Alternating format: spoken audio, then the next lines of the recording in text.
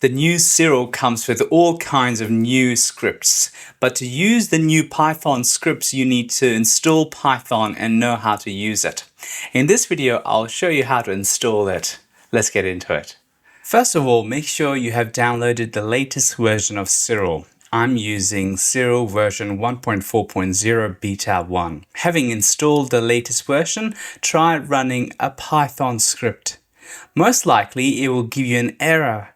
This means that Python is either not installed or not properly installed. To install Python, go to Google and search Python, or you can just go to python.org/downloads and simply press download Python. Once downloaded, open the installer. Make sure in the installation process you tick this check mark. Without this, Python scripts won't work. Having checked it, follow the bouncing ball and install this. And once this is fully installed, open Siril and now try the script.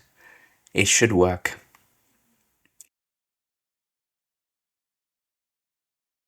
In the next video, I'll show you how to install the Gaia 3 catalog.